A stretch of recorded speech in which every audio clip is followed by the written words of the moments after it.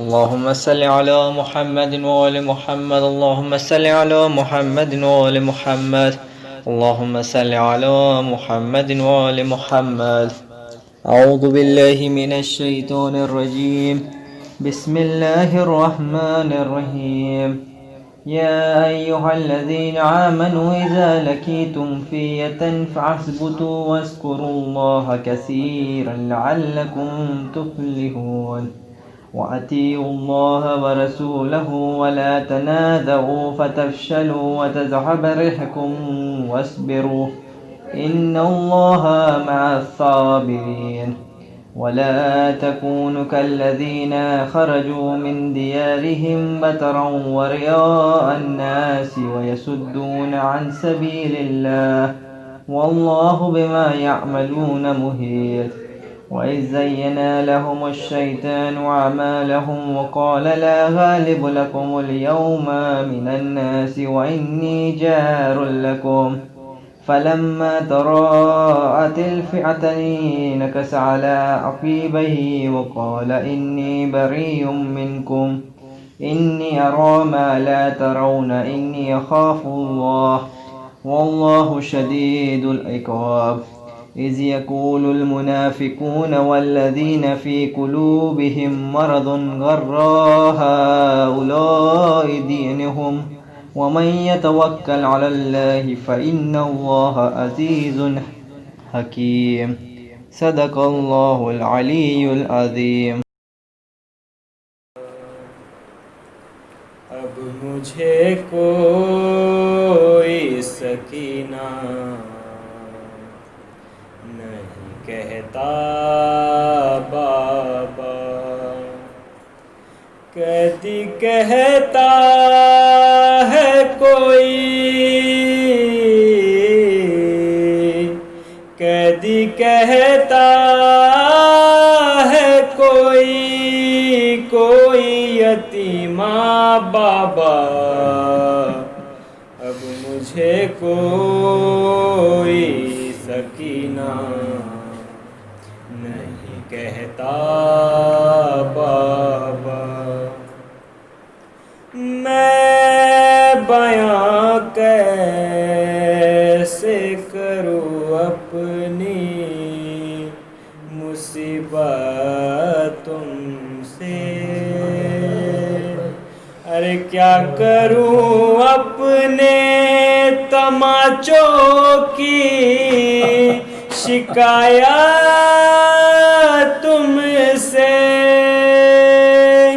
ارے سنتی ہوں دادی نے کھایا تھا تماچا بابا، اب مجھے کوئی سکینہ نہیں کہتا بابا۔ نیل رخساروں پہ بینائی بھی جس کی کم ہو، ارے عمر ہو 4 برس اور کمر میں غم ہو، ارے آپ نے دیکھی ہے کیا، آپ نے دیکھی ہے کیا ایسی ضعیفہ بابا،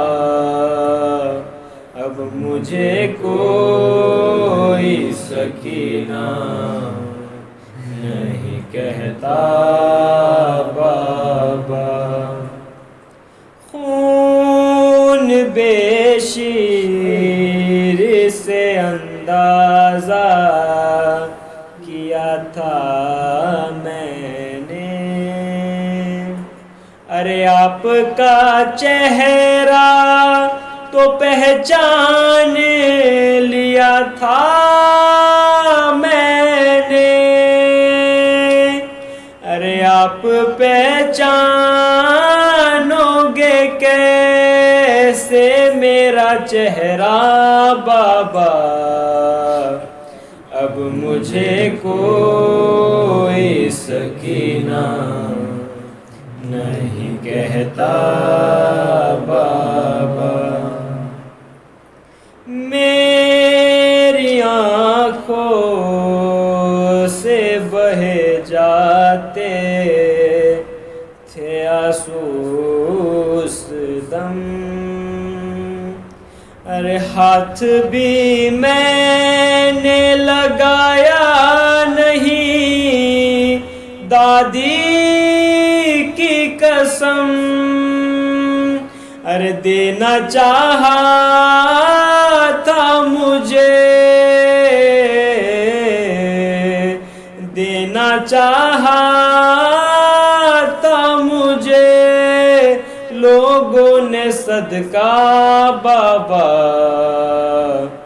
اب مجھے کوئی سکینہ نہیں کہتا بابا، اس گھڑی ڈھونڈ رہی تھی میں چچا کے بازو، اور کیسے بتلاؤں کہ کیا گزری تیری بیٹی پر، مجھ کو ظالم نے کنی،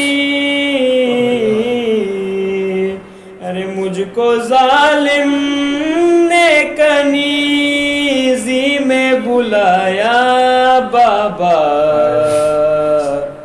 اب مجھے کوئی سکینہ نہیں کہتا بابا، قیدی کہتا ہے کوئی،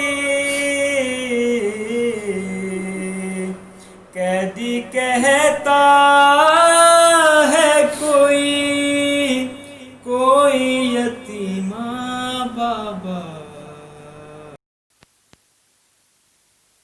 الحمد للہ رب العالمین، الصلاة والسلام علی سید العرب والعجم، جسمہ مقدس معطر مطہر منور،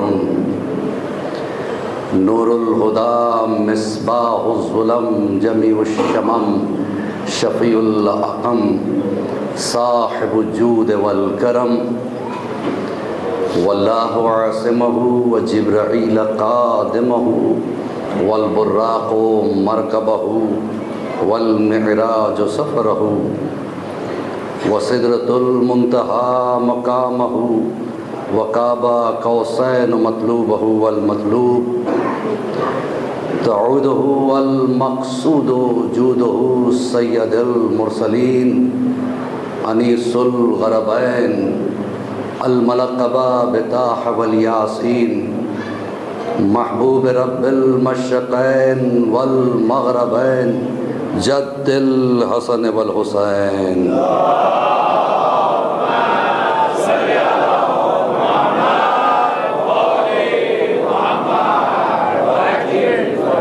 المکی المدنی الخرشی الہاشمی، مولانا ابو القاسم محمد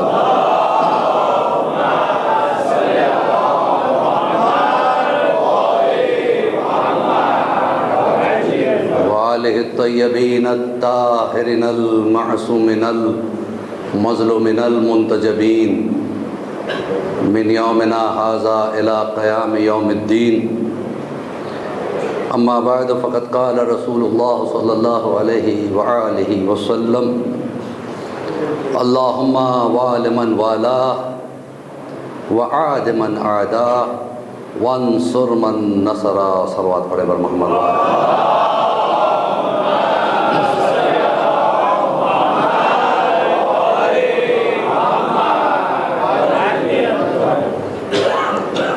جو حضرات باہر ہے بھی ہال میں اکوموڈیشن ہے، اس سے پہلے کہ ہال پیک ہو جائے آپ حضرات اندر تشریف لے آئیں، اور میں چاہوں گا کہ کچھ والنٹیرز باہر بھی رہیں تاکہ جو نوجوان اندر آ سکتے ہیں انہیں اندر بھیجا جائے، اور جو کسی مجبوری سے نہیں آ سکتے ان کی بات الگ ہے، دے آر ایکسیپشنلس۔ تو عزیزان محترم، آج آپ کے پونا شہر میں یہ ہماری چوتھی نشست ہے، اور مسلسل ہماری گفتگو عظمت اہل بیت، عرفان اہل بیت کے سلسلے میں دعائے رسول کے سائے میں چل رہی ہے۔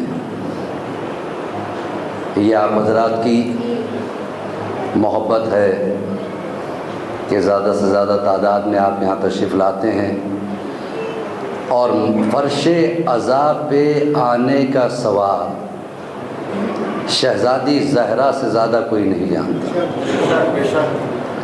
اور فرش کا اطلاق ہال ہوتا ہے۔ یہاں تک آ کے اگر آپ ثواب سے محروم ہو جائیں، باہر بیٹھے رہیں، تو جو ہے نا یہ آپ کا نقصان ہے۔ تو بہرحال میں یہ عرض کر رہا تھا، عظمت اہل بیت اطہار، ان کی عظمت آپ اس طرح سے پہچانیں کہ ماہ رمضان ہے، آپ روزے کی حالت میں ہیں، نیت بھی پکی ہے، کوئی ایسا کام نہیں کیا جس سے روزہ باطل ہو جاتا ہے۔ مثلا آپ نے کھانا نہیں کھایا، پانی نہیں پیا، یا کوئی ایسا کام نہیں کیا جس سے روزہ باطل ہو جاتا ہے۔ بہت ہی اہم چیز میں آپ کے سامنے پیش کر رہا ہوں، ایسا کوئی کام آپ سے سرزد نہیں ہوا جس سے ابطال روزہ کہا جائے یا روزہ باطل ہو جانا کہا جائے۔ نیت بھی صحیح ہے، روزے کی حالت میں بھی ہے، توڑنے کا ارادہ نہیں ہے، عظمت اہل بیت پہچانے۔ اب ایسے موقع پر آپ کے سامنے کسی نے حدیث معصوم کو پیش کیا، آپ نے کہا میں نہیں مانتا۔ کسی بھی عالم سے جا کے پوچھئے کہ آپ کا روزہ کیا ہوا، باطل ہو گیا نا، ٹوٹ گئے۔ حالانکہ آپ کے توڑنے کی نیت نہیں تھی، میں کہوں گا پروردگار توڑنے کی نیت نہیں تھی، ٹوٹا کیسے؟ کا خود بخود ٹوٹ جاتا ہے۔ مالک کیوں ٹوٹ جاتا ہے؟ نہ کھانا کھایا، نہ پانی پیا، نہ کوئی ایسا کام کیا جس سے روزہ ٹوٹ سکتا ہو، اس کے باوجود روزہ ٹوٹا کیسے؟ کہا کہ جس کے ہاتھوں میں یا جس کی مٹھی میں ہماری شریعت ہے، اس کے قول کو جھٹلا دیا۔ بھیا جو قول کو جھٹلا دے تو اس کی یہ حالت ہے کہ اس کا روزہ ٹوٹ جاتا ہے، جو صاحب قول کو نہ مانے۔ ایک صلوات تو بڑے بر محمد و آل محمد۔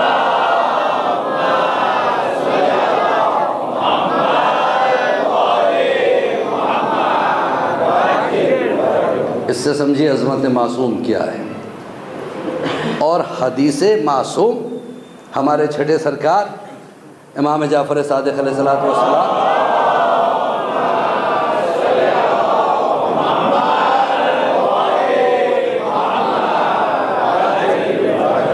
فرش عزا کی عظمت سمجھیے، کیونکہ کوئی چیز کی اگر ویلیو کا پتہ نہ ہو، ایک صلوات پڑھے بر محمد والے،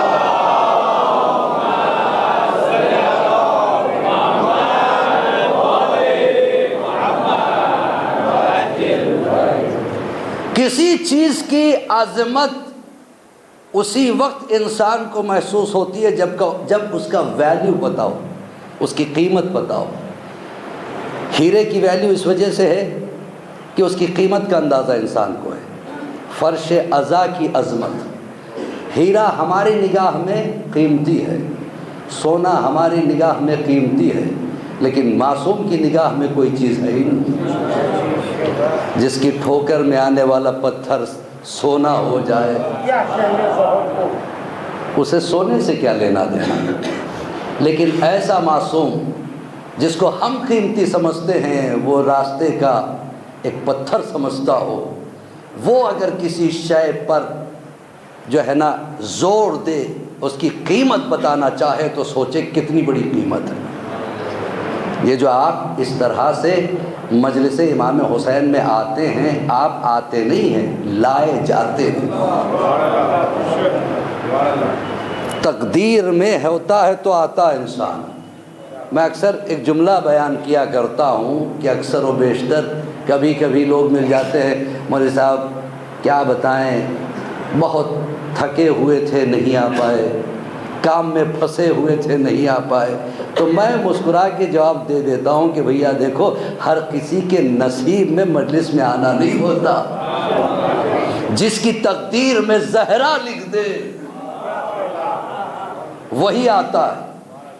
تو عزیزان محترم، چھٹے سرکار فرماتے ہیں کہ اگر کسی نے 30 آدمیوں کو ہمارے جد کے مصائب بیان کر کے رلا دیا، اس پہ جنت واجب۔ حدیث معصوم ہے، کوئی اس کو ٹھکرا نہیں سکتا، نہ انکار کر سکتا۔ انکار کر دے تو کفر کے دائرے میں آ جاتا ہے اگر معصوم کے قول کو نہ مانے۔ پھر چاہنے والا نے پوچھا، مولا اگر 30 آدمیوں کو رلا دیا تو جنت واجب؟ کہ نہیں، اگر 20 آدمی کو بھی رلا دے تو بھی جنت واجب۔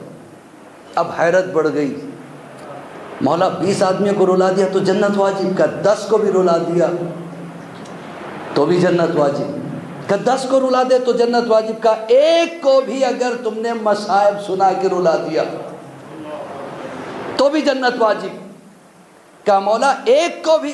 کہا اگر کسی ایک کو رلا نہیں سکتے تو خود ہماری مصیبتوں کو سوچ کے رو دو تو جنت واجب۔ کہا مولا رو دے تو جنت واجب، کہا اگر رونا نہیں آتا تو رونے کی شکل بھی بنا دے تو جنت واجب۔ ہم ضمانت دیتے ہیں اس لیے کہ جنت کے مالک ہم ہیں۔ ایک صلوات پڑھے بر محمد و آل محمد۔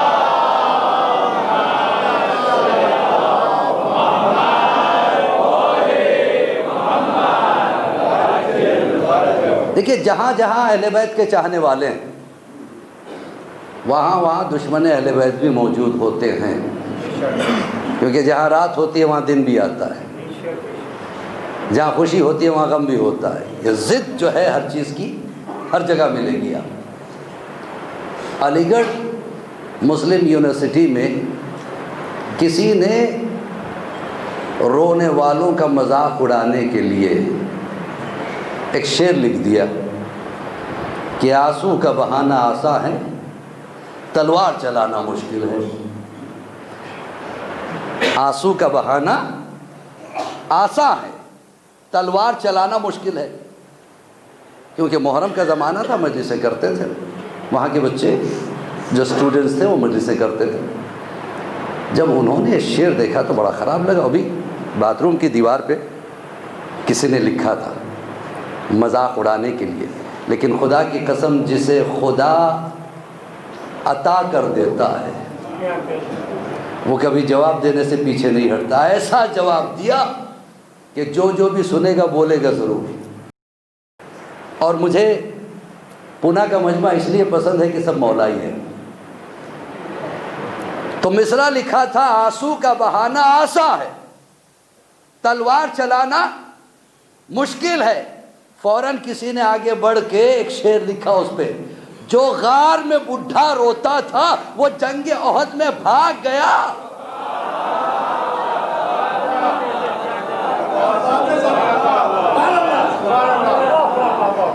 جو غار میں بڈھا روتا تھا وہ جنگ احد میں بھاگ گیا۔ کیوں؟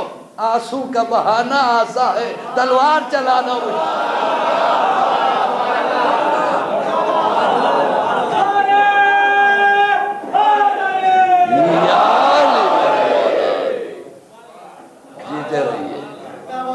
جیتے رہیے جیتے رہیے۔ تو عزیزان محترم، اچھا یہ رونے کا بھی بڑا عجیب فلسفہ ہے غار والا۔ ہجرت کی تاریخ بھی عجیب و غریب تاریخ ہے۔ رسول چلے ہجرت کے لیے، لیکن کب کے حالات کچھ ایسے پیدا ہو گئے تھے.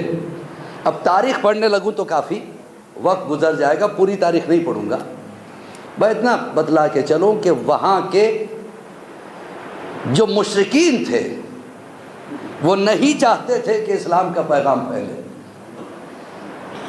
اور رسول کے لیے حکم آ گیا کہ اب اعلان اسلام کر دو. تو 40 سال کی عمر میں رسول اعلان رسالت کرتے ہیں اور خانہ کعبہ کے دیوار کے برابر میں کھڑے ہوئے رسول تقریر کرتے ہیں، اور جو سنتا ہے ان کی طرف کھنچتا چلا آ رہا. تو جو ہے نا، جب یہ چیز مشرکین کو پتہ چلا تو مشرکین نے کہا کہ کسی کو رسول کے پاس جانے نہ دو. مدینے میں جو مشرکین تھے وہاں چونکہ یہودی آ گئے تھے اور ان کا ڈومینیشن ہونے لگا تھا، لہٰذا وہاں سے 2 افراد چلے تاکہ مکے کے مشرکین سے مدد لیں اور یہودیوں سے مقابلہ کریں. آئے تو انہوں نے کہا کہ بھائی دیکھیے، ہم اس وقت تمہیں مدد دینے کے لائق نہیں ہیں، اس لیے کہ ہمارے مکہ میں خود یہ حالت ہو گئی ہے کہ ہم خود بڑے پریشان ہیں. کہ کیا ہے؟ کہ محمد نے ایک نئے دین کا اعلان کر دیا ہے، لہذا ہم بڑے پریشان ہیں. کہ اتنے سب رہ کے آپ کیسے پریشان ہو؟ ہم تو یہ سوچ کے آئے تھے ہم وہاں کے مقابلے کے لیے آپ سے لشکر لے جائیں گے. ایک یتیم عبداللہ، اس نے اگر اعلان کر دیا ہے تو آپ کے پاس اتنا لشکر ہے. کہا کہ خاموش ہو جاؤ، لشکر تو ہے لیکن ہمارے پورے لشکر میں کوئی ابو طالب جیسا نہیں ہے.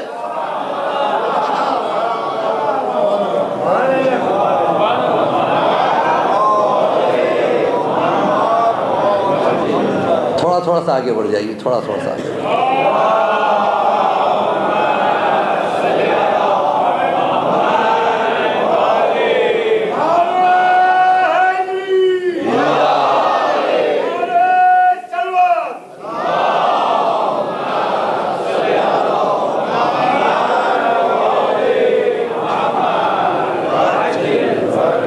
تو اب جناب علی انہوں نے کہا ٹھیک ہے، اگر آپ مدد نہیں کرنا چاہتے تو ہم چونکہ آ چکے ہیں مکہ، لہذا خانہ کعبہ کا طواف کر کے واپس جائیں گے. کہا کہ نہیں، ادھر مت جانا. کہا کیوں؟ کہ وہی تو وہ محمد کھڑا رہتا ہے، اس کی تقریر میں جادو ہے، جو سنتا ہے اس کا ہو جاتا ہے. کہا نہیں، ہم تو طواف کر کے جائیں گے. کہا جاؤ، لیکن ایک کام کرنا. کہا ان کے کانوں میں روئی ٹھوس دو. یہ بھول گئے تھے کہ نبی کی آواز نسلوں تک جاتی ہے. جناب ابراہیم سے کہا گیا تھا نا بلاؤ حج کے لیے. ابراہیم نے کہا پروردگار، اس بیابان میں خانہ کعبہ تو میں نے بنا دیا ہے، حج کے لیے پکاروں تو کون سنے گا؟ کہ پکارنا تمہارا کام ہے، نسلوں تک پہنچانا ہمارا کام. اور جس نے جتنی مرتبہ لبیک کہا عالم ارواح میں، قیامت تک پیدا ہونے والا وہ حج کو اتنی مرتبہ جائے گا. جب ابراہیم کی آواز میں اتنا زور ہو تو فخر ابراہیم محمد مصطفیٰ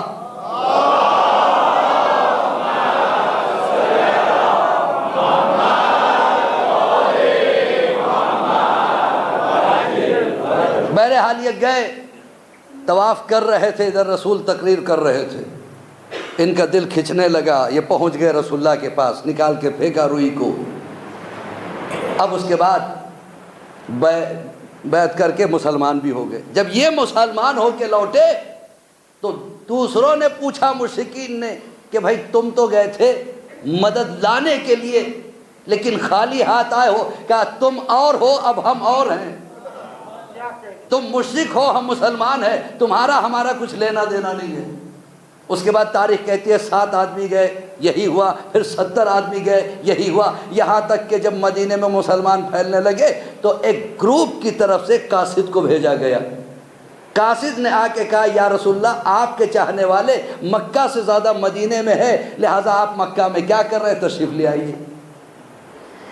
یہ تھا سچویشن کہ رسول نے کہا ٹھیک ہے. اب رسول نے ہجرت کی تاریخ طے کی. جب طے کی تو مشرکین کو پتہ چلا تو انہوں نے سوچا اگر رسول یہاں سے مدینے چلے جائیں گے تو اسلام پھیلے گا، اس سے پہلے کہ اسلام پھیلے یہی رسول کو ختم کر دیا جائے۔ تو اذان محترم، بعض لوگ کہتے ہیں رسول اپنی جان کو بچانے کے لیے مکہ سے چلے گئے۔ رسول کے جان کو خطرہ نہیں تھا مکہ میں، چونکہ جانا تھا، ہجرت کی وجہ سے خطرہ آیا۔ رسول نے کیا کیا؟ بلایا ابو طالب کے لال کو، یا علی میں جا رہا ہوں، تمہیں اس بستر پہ سونا ہے۔ کہ اچھی بات ہے، کیا میرے سونے سے آپ کی جان بچ جائے گی؟ میں کہوں گا مولا یہ پوچھنے کی ضرورت کیا تھی؟ تو عجب نہیں، علی جواب دے کہ میں سند لینا چاہتا تھا، میرا سونا اتنا قیمتی ہے کہ رسول کی جان بچا سکتا ہے۔ ادھر رسول نے اعلان کر دیا جتنے مسلمان وہاں تھے، گویا کرفیو لگا دیا، آج کی تاریخ میں کوئی مسلمان اپنے گھر سے نہیں نکلے گا۔ جیسے رسول نے کہہ دیا کوئی نہیں نکلا، سب اپنے اپنے گھروں میں بند۔ ادھر سے رسول چلے، پوری تفسیر آپ کے بیان نہیں کرنی ہے۔ اب جب رسول چلے علی سوئے، اور صبح تک مشرک یہی سمجھتے رہے کہ رسول سو رہے ہیں۔ جب وجہ پوچھی کہ ہم کیا کریں، وہی نور تھا، وہی خوشبو تھی جو رسول کے جسم میں تھی، تو پتا چلا بستر محمد پر غیر نہیں آ سکتا تو خلافت محمد پر۔ اچھا ایک انٹرسٹنگ بات بھی بتا دوں، جب آپ سننے کے لیے آمادہ ہیں، جب خلیفہ اول مسلمانوں کے خلیفہ ہو گئے تو انہوں نے اپنے ابا کو خط لکھا، بابا آپ کو جان کے بڑی خوشی ہوگی کہ ہم مسلمانوں کے خلیفہ ہو گئے۔ تو باپ نے وہاں سے قاصد کو بھیجا کہ جا کے پوچھ کہ علی نہیں تھے؟ کیا علی نہیں تھے؟ جب علی تھے تو تم کیسے خلیفہ بن گئے؟ کہا کہ بات یہ ہے کہ ہم ان سے سینئر ہیں، ہم ان سے عمر میں زیادہ ہیں۔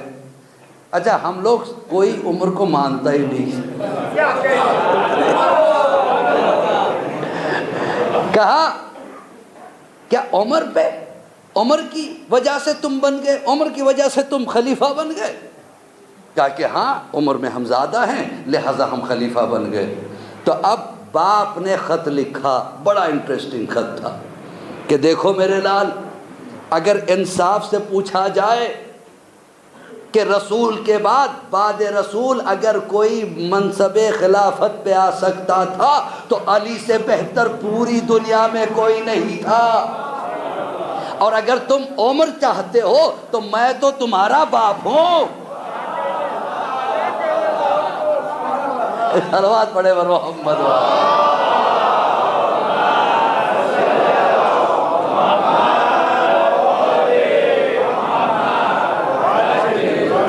ایسے سنو گے تو ہجرت نہیں سنا سکتا میں۔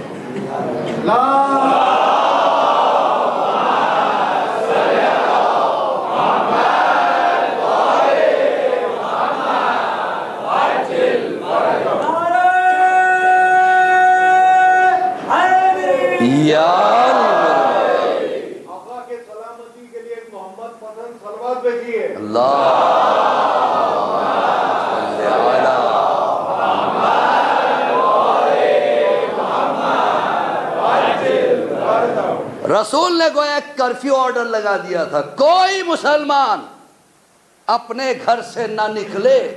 اب جب رسول نے حکم دے دیا تو نکلنا حرام تھا، لہذا سب اپنے اپنے گھروں میں ہے۔ رسول چلے، جب راستے میں تھے تو اب مسلمان مورخ لکھتا ہے، میرے الفاظ نہیں، رسول کو لگا کہ کوئی منافق پیچھا کر رہا ہے۔ منافق کیوں کہا؟ اس لیے کہ حکم رسالت کے خلاف نکلا۔ اب پلٹ کے دیکھا تو بڑے وی آئی پی پرسنالٹی تھے جو پیچھے پیچھے آ رہے تھے۔ رسول رک گئے، کہ ادھر آؤ، آؤ ادھر. آ گئے. جی رسول اللہ کیوں پیچھا کر رہے ہو؟ کہ نہیں میں آپ کی محبت میں. میرا حکم کیا تھا؟ کہ آپ کا حکم تھا کہ گھر سے باہر نہ نکلے. کہ پھر نکلا کیوں؟ اب خاموش ہے. ہاتھ پکڑ لیا، چلو میرے ساتھ. مسلمان کہتے محبت میں رسول ہاتھ پکڑ کے لے گئے. ایک بات کہوں میں آپ کو، کرفیو میں اگر کوئی گھر سے نکلتا ہے تو محبت سے ہاتھ نہیں پکڑا جاتا، گرفتار کر کے لے جایا جاتا ہے. کیوں؟ اس لیے کہ کہیں یہ جا کے مخبری نہ کر دے.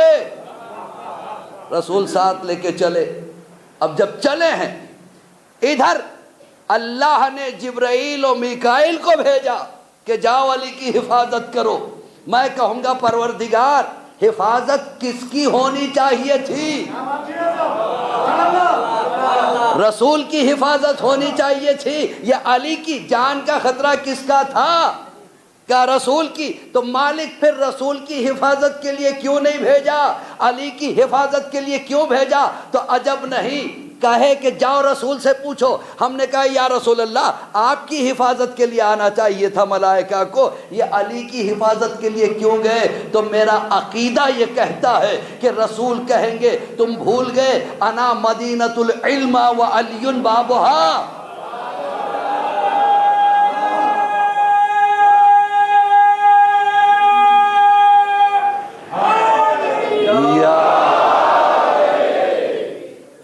میں شہر علم ہوں اور علی اس کے دروازہ ہے، اور حفاظت دروازے پہ ہوتی ہے.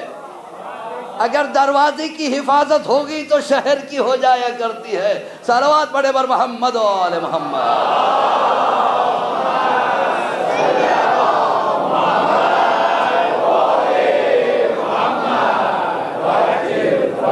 اچھا مشرک چلے تلاش میں، نشان قدم دیکھتے ہوئے اس غار تک پہنچے جس کے اندر رسول نے پناہ لی تھی. وہ آگے نا شعر میں نے کہا نا، جو غار میں بڈھا روتا تھا وہ جنگ احد میں بھاگ گیا. آنسو کا بہانہ آسا ہے، تلوار چلانا مشکل ہے. تو عزیزان محترم جب وہاں تک پہنچے تو اب سوال یہ پیدا ہوتا ہے، رسول کے تو قدموں کے نشان نہیں پڑتے تھے، پھر یہ کس کے نشان قدم؟ تو مورخ نے بڑے اچھے انداز میں پیش کیا. وہ بات ایسی تھی کہ اتنی محبت تھی رسول سے کہ رسول کو انہوں نے اپنے پشت پہ سوار کر لیا کہ یا رسول اللہ آپ تھک جاؤ گے میں آپ کو اٹھا کے لے جاؤں گا، اور اونٹ سے زیادہ تیز چلنے لگے. میں کہوں گا بس یہی فرق ہے علی میں اور صحابی میں. صحابی وہ ہوتا ہے جس کے پشت پہ رسول سوار ہوتا ہے، علی وہ ہے جو رسول کے پشت پہ سوار ہوتا ہے. ایک صلوات تو پڑھے بر محمد و آل محمد.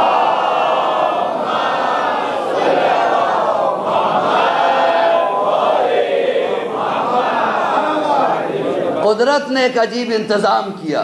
اے میرے حبیب اس غار میں پناہ لے لو، مشرکین آ رہے ہیں. غار کا دہانہ بند ہو گیا، مکڑی نے جالا ڈال دیا، اور ایسا جالا جس کے لیے قرآن کہتا ہے کہ کائنات میں جتنے مکانات ہیں سب سے کمزور مکان مکڑی کا جالا ہوتا ہے. آیت پڑھ لیجیے. سب سے کمزور مکان مکڑی کا جالا ہوتا ہے. تو مکڑی کو حکم ہوا کہ جالا تان دے تاکہ رسول کی حفاظت ہو جائے. کبوتر نے انڈے بھی ڈال دیے تاکہ لوگوں کو گمان بھی نہ آ سکے کہ رسول اندر ہے. اب یہاں پہ چل کے یہ واقعہ باقاعدہ معتبر کتابوں میں ملتا ہے کہ جبرائیل نے پوچھا پروردگار کائنات کا اتنا بڑا رسول اور حفاظت کے لیے اتنا چھوٹا سا جالا. مالک اگر تو حکم دے تو میں جا کے حفاظت کروں. تو کچھ باتیں ذہن سے بھی سوچنی پڑتی ہے. جبرائیل آئے ہوں گے. ایک شاعر نے بڑی اچھی شاعری کی ہے اس پر، جس کا متن میں آپ کے سامنے پیش کر رہا ہوں، جس کا خلاصہ یہ ہے. وہ کہتا ہے جبرائیل آئے، آنے کے بعد کا پروردگار یہ مکڑی کے جالے کو ہٹا کر میں حفاظت کے لیے کھڑا ہو جاتا ہوں. اور جبرائیل کی طاقت کا کیا کہنا. جبرائیل کی طاقت تو وہ ہے کہ جب ایک قوم پہ عذاب نازل کرنا تھا تو اللہ نے کہا اس خطہ ارض کو اٹھا لے، تو جبرائیل نے اپنے پر کی نوک پر جس خطے کو اٹھایا، اس کے لیے مورخین کہتے ہیں تقریباً 150 کلومیٹر کی زمین تھی جس میں پہاڑ بھی موجود تھے۔ تو اتنا وزنی شے جبرائیل نے اتنے اونچے تک اٹھا لیا تھا کہ ملائکہ نے مرغابیوں کی آوازیں سنی تھی۔ تو ایسا جبرائیل پہنچتا ہے، شاعر کہتا ہے جبرائیل پہنچے اور کہا پروردگار کیا یہ جالا ہٹا کے میں حفاظت کروں؟ تو آواز آئی ہاں جبرائیل اگر ہٹا سکتے ہو تو ہٹا لو۔ جبرائیل آگے بڑھے اور اپنے ہاتھ سے اس طرح سے جالے کو ہٹانا چاہا، لیکن جبرائیل کہتے مالک اس کا ایک تار بھی نہیں ہل رہا ہے۔ مکڑی نے مسکرا کے کہا جبرائیل توڑنے آئے تھے، توڑ کے دکھا دے۔ کہا اچھا اتنا غرور۔ ایک مرتبہ دوسری مرتبہ طاقت استعمال کیا، جب دوسری مرتبہ بھی جبرائیل ناکام رہے تو ایک مرتبہ جبرائیل پیچھے ہٹے، اس کے بعد کچھ پڑھا اور آگے بڑھنا چاہا، مکڑی نے روک دیا، رک جا جبرائیل۔ کہا کیوں اب کیا ہوا؟ کہ جو نام علی تو لے کے آگے بڑھ رہا ہے۔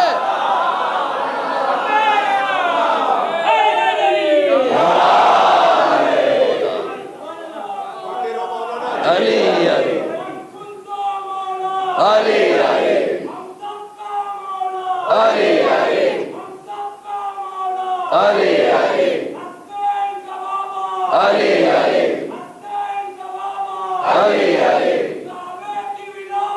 علی علی علی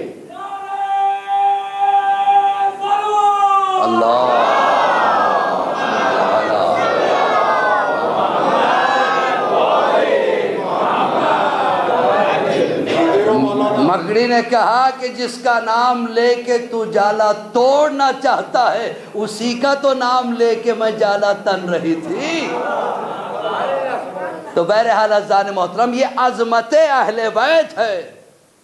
تو بہرحال یہ وہ ہستیاں ہیں کہ ایک مرتبہ رسول مسجد نبوی میں تشریف فرما ہے اور مولا کائنات بھی ساتھ میں اور صحابہ بھی ہے، اتنے میں دیکھا کہ خطرناک اژدہا پھنکارے مارتا ہوا چلا آ رہا ہے، پورے بازار میں بھگ دوڑ مچ گئی، ایسا اژدہا کہ جس کے منہ سے آگ نکل رہی تھی اور اتنا بڑا تھا کہ لوگ مارے ہیبت کے مدینے سے باہر تک دوڑنے لگے، یہاں تک کہ وہ اژدہا جیسے مسجد نبوی کی طرف بڑھا کچھ لوگ بھاگے ہوئے آئے، یا علی یہاں سے نکل چلیے اژدہا آ رہا ہے۔ تو علی نے مسکرا کے کہا اژدہے سے کیسے نمٹنا ہے میں نے بچپن میں بتایا تھا۔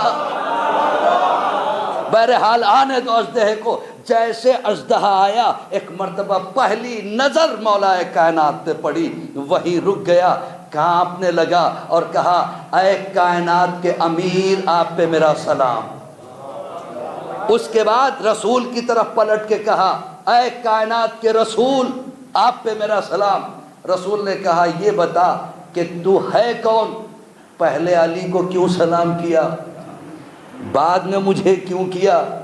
اژدہے نے کہا کہ میں حامان ہوں، فرعون کا وزیر تھا، اور چونکہ میں ملحد تھا، مشرک تھا، فرعون کو خدا مانتا تھا، لہذا مجھے اللہ نے ایسا عذاب دیا کہ مجھے مرنے کے بعد جہنم کے تابوت میں رکھا گیا۔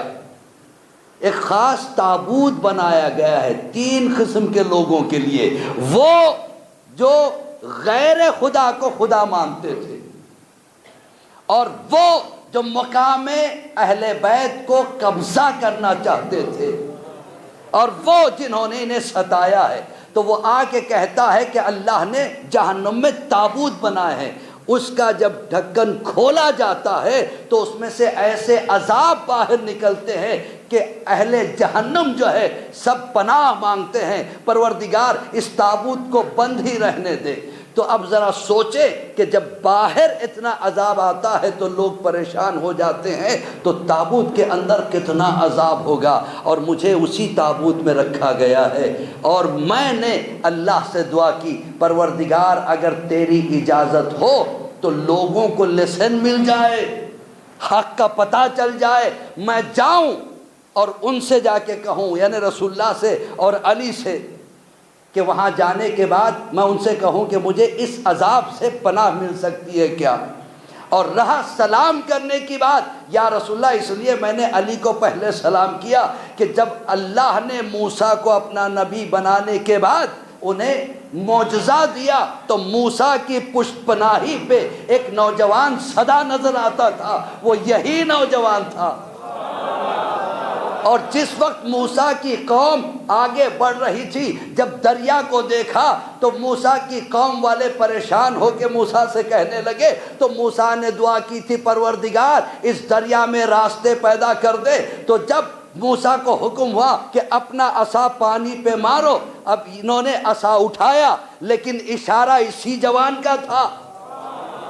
جیسے اس جوان نے اشارہ کیا اسی وقت عصا پانی پہ آیا تو 12 راستے پیدا ہو گئے۔ جب 12 راستے پیدا ہو گئے تو ہم حیرت سے دیکھتے تھے۔ اب بھی جب میں نے اس جوان کو دیکھا ہے تو میرا پورا جسم کانپنے لگا اور میں نے ڈر کے انہیں پہلے سلام کر دیا۔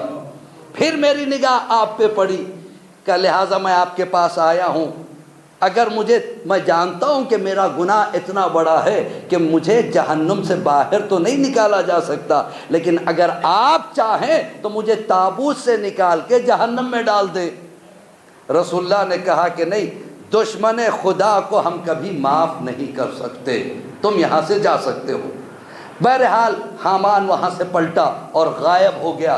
اس وقت رسول نے اپنے اصحاب کی طرف دیکھ کے کچھ مخصوص افراد سے کہا، یاد رکھنا، یاد رکھنا، یاد رکھنا۔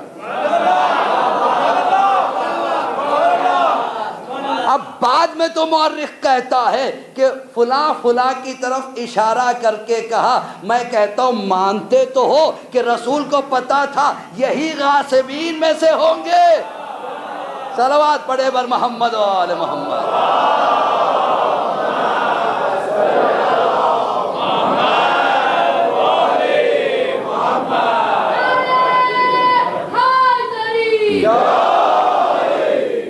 عظمت اہل بیت ہے کہ ان کا نہ ماننے والا اگر کوئی ہے تو اس کے لیے کوئی چھوٹ نہیں ہے۔ اسی لیے اللہ نے کہا انہیں دیکھو، ان سے محبت کرو۔ کل چونکہ جنت آباد ہے نا نام، جنت آباد میں مجلس ہے، وہاں میں بتاؤں گا کہ محبت کسے کہتے ہیں، محبت کی قسمیں کیا ہیں، اس کا معیار کیا ہے، اور کیوں کہا گیا ان سے محبت کرو۔ اب اگر اس ٹاپک کو لے کے چلوں گا تو یہ بات اور پھیل جائے گی، اور مجھے اپنے موضوع کے ساتھ بھی انصاف کرنا ہے۔ عظمت اہل بیت، معیار اہل بیت، عرفان اہل بیت، انشاءاللہ جنت آباد میں بات کی باتیں ہوں گی۔ کل انشاءاللہ کیا بجے آغا صاحب؟ 11 بجے کا غالباً ٹائم، 11 بجے ٹھیک 11 بجے، ہاں 12 بجے ٹھیک۔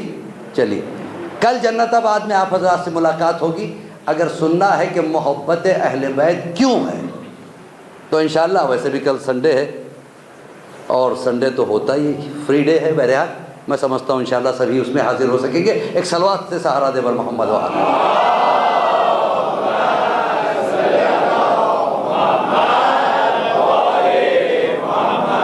اور انشاءاللہ آغا صاحب اعلان بھی کریں گے جو پروگرامز طے کیے گئے ہیں ہمارے مجلسوں کے۔ تو میں عرض کر رہا تھا کہ عظمت اہل بیت یہ ہے کہ ان کی محبت کے بغیر عبادت صحیح نہیں۔ عبادت کیا ہے؟ پروردگار کے سامنے اپنے آپ کو سپرد کر دینے کا نام عبادت ہے، اور اسی سپردگی کو عبودیت کہتے ہیں۔ اور میں نے کل تک کی تقریروں میں یہ بتایا تھا کہ جب مولا سے پوچھا گیا مولا عبودیت کیا ہے، کہ حد کے اندر رہنے کو عبودیت کہتے ہیں۔ یعنی بی ان یور باؤنڈریز. اگر آپ نے اپنی باؤنڈری کراس کی تو طغیان ہے، اسی سے طاغوت ہے. تو اپنے آپ کو عبودیت کی منزل پر لے جانے کے لیے کیا کرنا چاہیے؟ جناب سلمان نے جب پوچھا مولا عبودیت کی منزل پر جانے کے لیے کرنا کیا ہے، وہ کون سے لیڈرز ہیں، وہ کون سے سٹیپس ہیں، وہ کون سی چیزیں ہیں جس پہ ہمیں چلنا ہے، تو مولا نے کہا تھا نا سب سے پہلی بات یہ ہے کہ آدمی اپنے اندر سے میں ختم کرے. اور ہر آدمی میں کا شکار ہو جاتا ہے. میں یہ ہوں، میں وہ ہوں. جہاں میں ہوتا ہے وہاں غرور ہوتا ہے، تکبر ہوتا ہے، وہاں سرنڈر نہیں ہوتا. اور اللہ غرور و تکبر کو پسند نہیں کرتا. تو جہاں میں ختم ہوتا ہے وہاں آٹومیٹیکلی میرا ختم ہو جاتا ہے. یہ میرا، یہ میرا، یہ میرا، یہ ختم ہو جاتا ہے. اس کے بعد مولا نے کیا کہا تھا؟ توکل. توکل کی بھی مثال میں نے دی تھی. اب اس کے اوپر دو واقعات. توکل کیا شے ہے؟ ابو ایوب انصاری، خدا پہ توکل کیسا ہونا چاہیے؟ جو کچھ ہے ہمارے پاس سب کچھ اس کا دیا ہوا ہے. دولت ہماری نہیں ہے، اس کی ہے. شہرت ہماری نہیں ہے، اس کی ہے. وہ جسے چاہتا ہے مشہور کر دے، جسے چاہتا ہے معدوم کر دے، جسے چاہے اٹھا لے، جسے چاہے دبا دے. وہ چاہے تو شاہ بنا دے ورنہ گدا بنا دے. سب کچھ اس کے ہاتھ میں ہے، انسان کے ہاتھ میں کچھ نہیں ہے. لہذا انسان کو چاہیے اس پہ توکل کرے. مالک تجھ پہ بھروسہ ہے. جناب ابو ایوب انصاری رسول اللہ کے بہت چاہنے والے صاحب، ایک ہی بیٹا تھا ان کو اور اپنے بیٹے سے بہت پیار کرتے تھے. بڑا حسین خوبصورت بیٹا. ابو ایوب انصاری جب صبح اٹھتے تھے تو پہلے اپنے بیٹے کے بستر پہ جاتے تھے. بیٹے کو دیکھ کے مسکرا کے کہتے تھے پروردگار تیرا لاکھ لاکھ شکر ہے کہ تو نے اتنے حسین نعمت سے مجھے نوازا ہے. ماں بھی جانتی تھی کہ ابو ایوب انصاری بیٹے کے بنا کھانا بھی نہیں کھاتے تھے. اور جب رات میں بھی آتے تھے جب تک کہ بیٹے کو تھوڑی دیر کے لیے سینے پہ نہیں سلا لیتے سوتے نہیں تھے. جب یہ بزنس کے لیے باہر گئے تھے مدینے اور کچھ عرصے کے بعد لوٹے تو اس دوران میں بیٹے کا انتقال ہو گیا. اب ظاہر سی بات ہے جس باپ کا اکلوتا بیٹا ہو وہ باپ اپنے بیٹے سے کتنا پیار کرتا ہوگا. پھر دوسری بات کیا ہے؟ اس کے ساتھ ساتھ بیٹے سے تو پیار ہوتا ہی ہے، اس کے ساتھ ساتھ اگر اسے پتہ چل جائے کہ جب میں نہیں تھا مر بھی گیا دفنا بھی دیا گیا، یہ ایسا جھٹکا ہوتا ہے کہ باپ اس کو کبھی بھول نہیں سکتا. تو جب یہ واپس آئے، چونکہ بڑے امین تھے لوگ ان کے پاس امانتیں رکھایا کرتے تھے. اچھا بیوی ہو تو بھی ایسی ابو ایوب انصاری کی. دیکھیے مؤمنہ ہونا ایک کمال ہے، جو شوہر کی خوشی کا خیال رکھے اسے کہتے ہیں حقیقی مؤمنہ. یہ نہیں کہ ہر وقت اپنی خوشی کا خیال رکھے. جب ابو ایوب انصاری آئے ہیں تو ایک مرتبہ بیوی ان کے پاس پہنچی. یہ نہیں کہا، دنیا کی عام اگر عورت ہوتی جیسے اپنے شوہر کو دیکھتی داڑے مار کے رونا شروع کرتی، ہوتا ہی. لیکن انہوں نے ایسا نہیں کیا.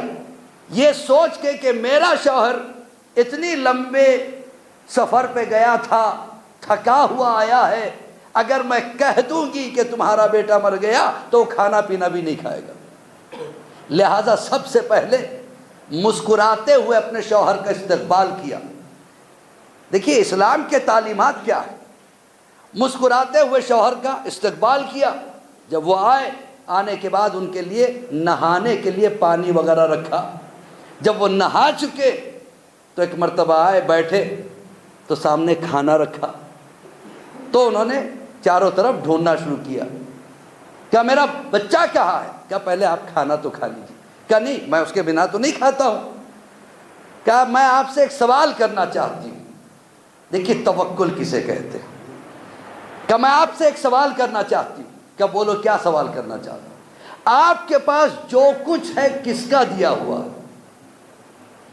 کیا اللہ کا دیا ہوا ہے؟ کیا اس پہ اختیار کس کا ہے؟ کیا اسی کا اختیار ہے؟ وہ جب چاہے دے دے، جب چاہے لے لے۔ کیا دوسرا سوال یہ ہے، آپ کے پاس لوگ امانتیں رکھ کے جاتے، کہا کہ ہاں رکھتے تو ہیں، کیا آپ کی فیلنگ اس وقت کیسی ہوتی ہے؟ کہ میں بے چین رہتا ہوں۔ کہ کس لیے بے چین رہتے ہو؟ کہ امانت میرے پاس ہے، کہیں ضائع نہ ہو جائے، کہیں چوری نہ ہو جائے، جب تک میں اس کی امانت اس تک نہ پہنچا دوں میں چین سے سوتا بھی نہیں۔ تو بیوی نے کہا بس یہی سننا چاہتی تھی، اللہ نے ایک امانت ہمیں دی تھی بیٹے کی شکل میں، اور وہ اس نے لے لی۔ جب یہ سنا، اب ابو ایوب انصاری حیرت سے اپنی بیوی کی طرف دیکھتے ہیں۔ اس کے بعد سیکنڈ ریاکشن کیا تھا؟ فوراً سجدے میں چلے گئے۔ پروردگار تیرا لاکھ لاکھ شکر ہے کہ بیوی مجھے ایسی دی ہے تو نے، کہ اس سے پہلے کہ میں اپنے آپ کو بکھیر دیتا اس نے پہلے ہی مجھے سمیٹ لیا۔ کہا جاتا ہے نا کہ بیوی اچھی ہو تو گھر جنت بن جاتی، اس لیے کہ گھر میں بچوں کی تربیت جو سب سے اہم کام ہے وہ عورت کا ہے، اور کمانا مرد کا کام ہے۔ لیکن آج کل پالیسی بدل گئی ہے، سنگل چائلڈ ڈبل انکم۔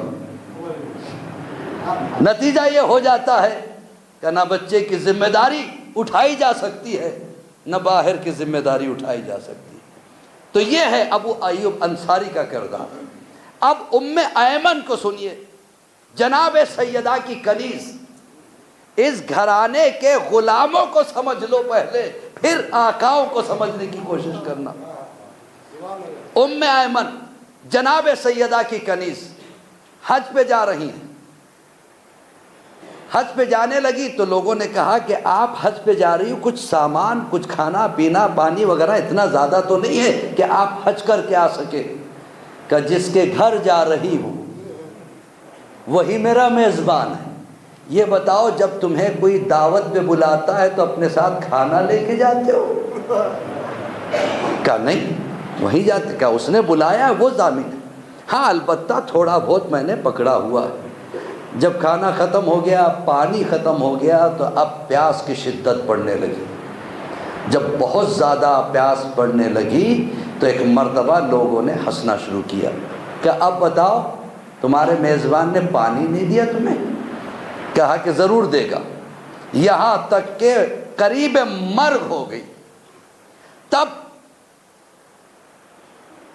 ایک مرتبہ پریشان ہو کے ہاتھوں کو اٹھاتی ہے، اٹھا کے ایک جملہ کہتی ہے، پروردگار میں تیرے بھروسے پہ نکلی تھی اور اس وقت میں پیاسی ہوں، اور تو جانتا ہے کہ میں سیدہ کی کنیز ہوں۔ میں یہ پوچھنا چاہتی ہوں کیا تجھے گوارا ہے کہ سیدہ کی کنیز پیاسی مر جائے؟ تو آسمان سے ایک ڈول نازل ہوا جس میں ٹھنڈا پانی آ گیا اور کچھ کھانا بھی ساتھ میں تھا۔ انہوں نے اسی وقت سجدہ شکر ادا کیا، کھایا اور وہ پانی پی لی۔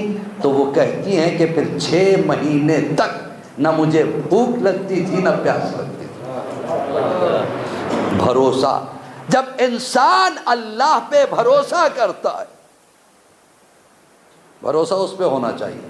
ہمیں سب پہ بھروسہ ہے، اپنے آفیسر پہ بھروسہ ہے، اپنے جاب پہ بھروسہ ہے، اپنے مینیجر پہ بھروسہ ہے، لیکن اللہ پہ بھروسہ نہیں۔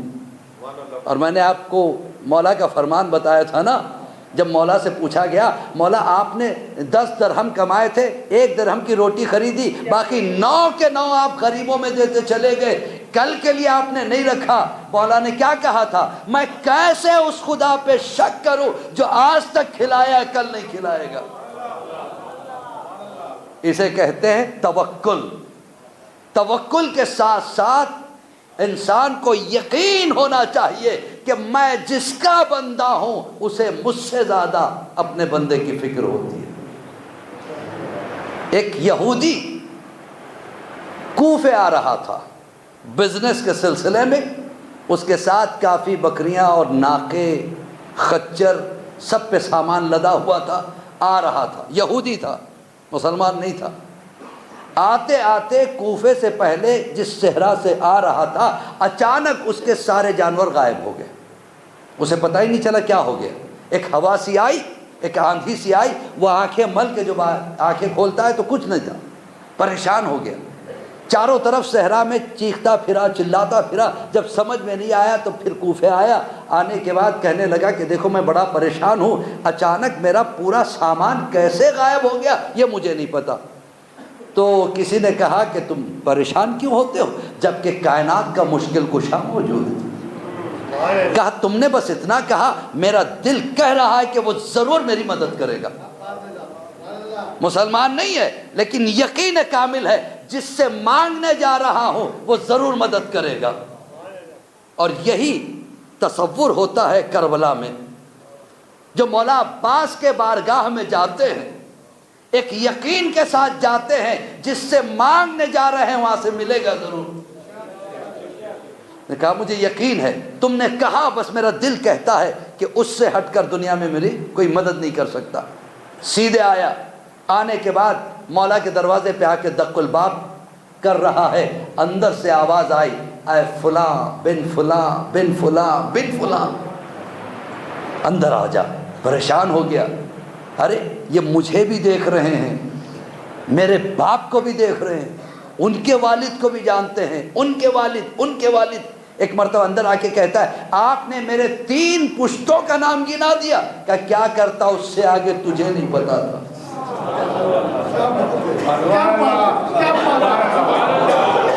ورنہ اس سے آگے تک میں بتا دیتا۔ کہا کہ سرکار جب آپ اتنا جانتے ہیں تو یہ بھی پتا ہوگا کہ میں کیوں آیا ہوں۔ کہ میں جانتا ہوں، تیرا پورا غلہ غائب ہو گیا جانوروں کے ساتھ۔ کہا ہاں یہی ہوا۔ کہا کس صحرا سے آ رہا تھا؟ کہا فلاں صحرا سے۔ تو کہا گھبرانا نہیں، پہلے بٹھایا، کھانا کھلایا، اخلاق۔ جب اس نے اخلاق امیر المومنین کو دیکھا، دیکھیے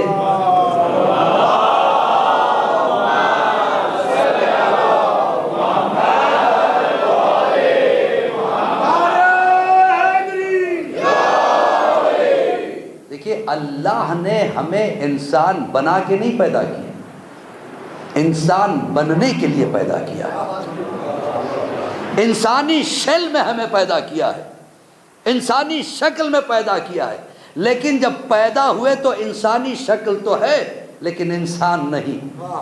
انسان اخلاق سے بنتا ہے، اگر انسان میں اخلاق نہیں ہے تو وہ جانور ہے۔ انسان میں اگر کیریکٹر نہیں ہے، اخلاق نہیں ہے تو وہ جانور ہے، وہ انسان نہیں۔ تو مولا کائنات کے اخلاق کو دیکھا، کہتا ہے کہ نہ میں آپ کا کوئی رشتہ دار، نہ آپ کے وطن کا رہنے والا، میں باہر سے آیا، آپ مجھ پہ اتنے مہربان، آپ مجھے کھلا بھی رہے پلا بھی رہے، کہ فکر مت کرنا، تیرا غلہ بھی تجھے مل جائے گا، جانور بھی مل جائے گا، آرام سے ہم چلتے ہیں۔ کہتا ہے کہ میں علی کے ساتھ نکل پڑا۔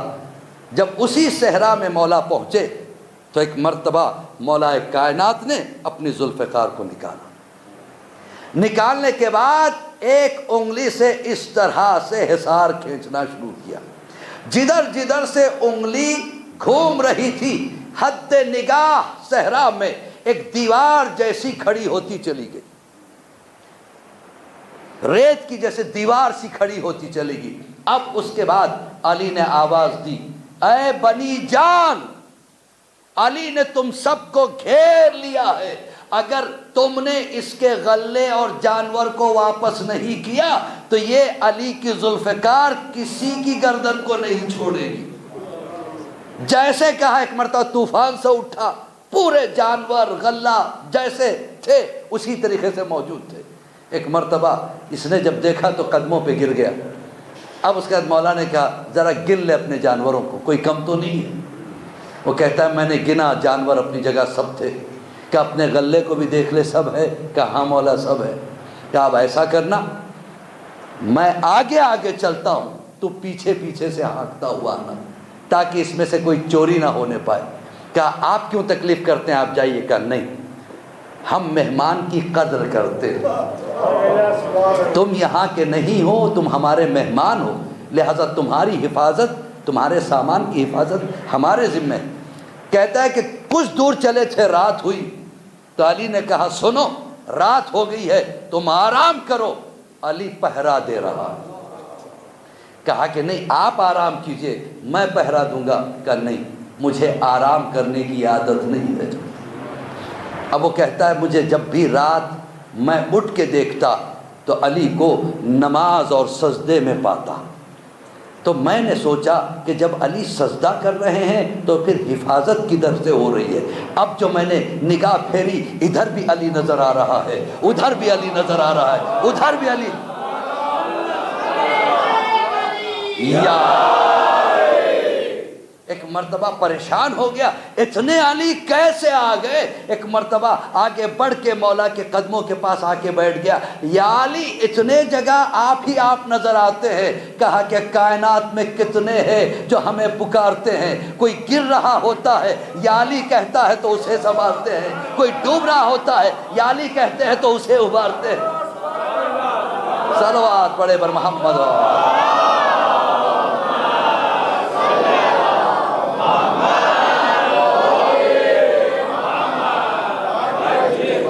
اب یہ کہہ رہا ہے کہ اب میں پریشان ہوتا چلا گیا، ایک انسان میں اتنی چیزیں کیسے ہیں؟ مہمان نوازی ان میں، بہادری ان میں، علم غائب ان میں، مشکل کشا یہ ہے۔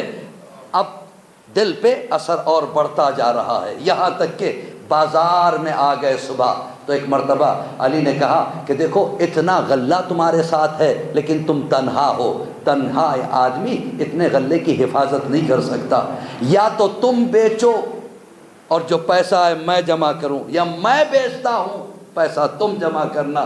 ایک مرتبہ یہ کہتا ہے ٹھیک ہے مولا آپ غلے کے پاس بیٹھیے، میں بیچ رہا ہوں، پیسہ آئے تو آپ جمع کیجئے۔ جب جمع ہو گیا تو ایک مرتبہ جب سب بزنس ختم ہوا تو مولا کے سامنے ہاتھ جوڑ کے کہتا ہے یہ سب کچھ دیا ہوا آپ ہی کا ہے۔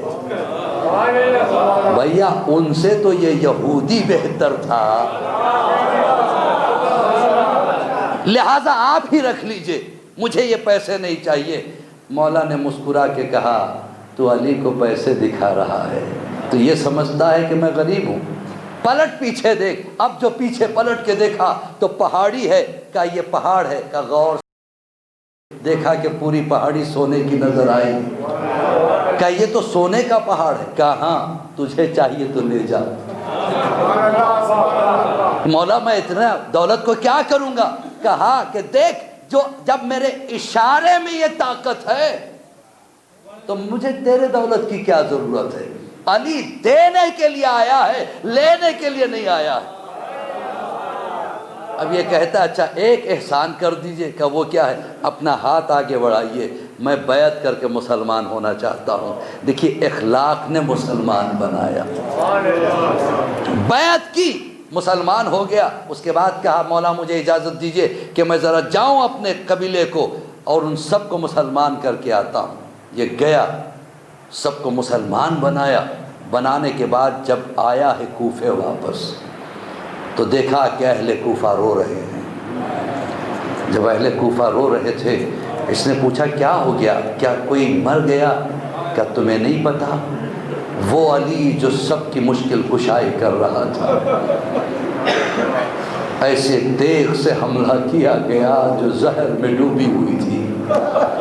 عزیزو دیکھیے مولا کائنات جناب ام کلثوم سے بہت محبت کرتے ہیں، اور ضربت کی شب ام کلثوم کے یہاں تھے۔ اس کی وجہ کیا ہے پتہ ہے آپ کو؟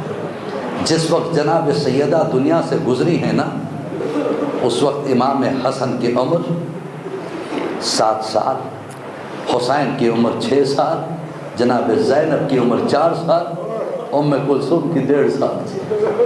1.5 سال کی چھوٹی بچی جب یتیم ہو جاتی ہے، بن ماں کی ہو جاتی ہے تو کیا حالت ہوتی ہے۔ لہذا جس وقت جناب سیدہ کو مولا نے سپرد خاک کیا، دفن کیا، اتنا روئے کہ ایک مرتبہ وہیں قبر پہ گر کے روتے روتے بے ہوش ہو گئے۔ تو جناب سیدہ خواب میں آ کے کہتی ہے یا علی اٹھو، یا علی اٹھو، میری چھوٹی بچی کلثوم رو رہی ہے۔ لہذا مولا ایک مرتبہ بھاگے ہوئے آئے، دوڑتے ہوئے آئے، جب معصوم یتیم بچی کو دیکھا سینے سے لگا کے کہتے ہیں کلثوم آج سے علی تیری حفاظت باپ بن کے بھی کرے گا، ماں بن کے بھی کرے گا۔ لہٰذا جناب ام کلثوم سے علی کو بڑی محبت تھی، جناب زینب سے بھی بہت محبت تھی۔ بہرحال وہ شب آئی جب ایسے مشکل کشا کے ساتھ کیا سلوک کیا گیا۔ ایک مرتبہ مولا کائنات کہتے ہیں کہ جناب ام کلثوم کے یہاں میں تھا، یہاں تک کہ میں پریشان ہو کے اٹھا تو کلثوم نے پوچھا کیا بات ہے بابا؟ کہ میں نے عجیب خواب دیکھا ہے، میں نے خواب دیکھا ہے کہ جبرائیل آسمان سے نازل ہو رہے ہیں اور کوہ ابو قموس پہ آئے، انہوں نے 2 پتھر اٹھائے اور آپس میں ٹکرایا، یہاں تک کہ پتھر چور چور ہو گئے اور اس کی خاک کوفہ اور مدینہ اور مکہ کے ہر گھر میں پڑی ہے۔ ایک مرتبہ ام کلثوم پوچھتی ہے بابا اس کی تعبیر کیا ہے؟ کہا تعبیر یہ ہے کہ آج تیرا بابا دنیا سے جانے والا ہے، آج تیرا بابا دنیا سے جانے والا ہے اور ہر گھر میں بکا ہوگا، ہر گھر میں بکا ہوگا۔ یہ تو مولا کا خواب ہے۔ ایک خواب اور بتا دوں میں آپ کو، کربلا کے میدان میں حسین کے سامنے رباب دوڑتی ہوئی آئی، مولا حسین میں نے عجیب خواب دیکھا ہے، میں نے عجیب خواب دیکھا ہے۔ رباب کیا خواب دیکھا ہے؟ کہ میں نے دیکھا ہے کہ ایک نور کا سمندر ہے جس میں چھوٹی بڑی مچھلیاں تیر رہی ہے، چھوٹی بڑی مچھلیاں تیر رہی ہے۔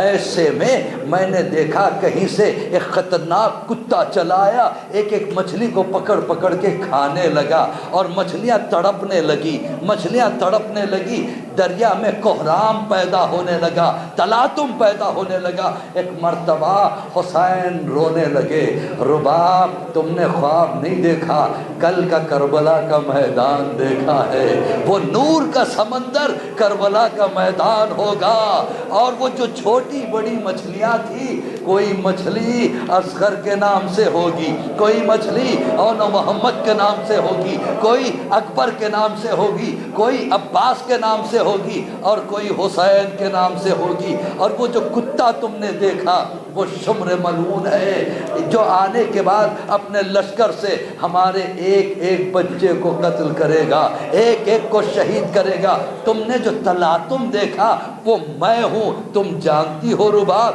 پھر وہ وقت آئے گا کہ حسین زمین پہ اوندھے منہ ہوگا اور شمر اپنا خنجر پکڑے آئے گا اور میرے بالوں کو پکڑ کے گردن کے پیچھے خنجر اس طرح چلائے گا کہ میں کہتا رہوں گا اے شمر میں نے تیرا کیا بگاڑا تھا، تو نے میرے عباس کو مار ڈالا، تو نے میرے علی اکبر کو مار ڈالا، تو نے میرے اصغر کو مار ڈالا۔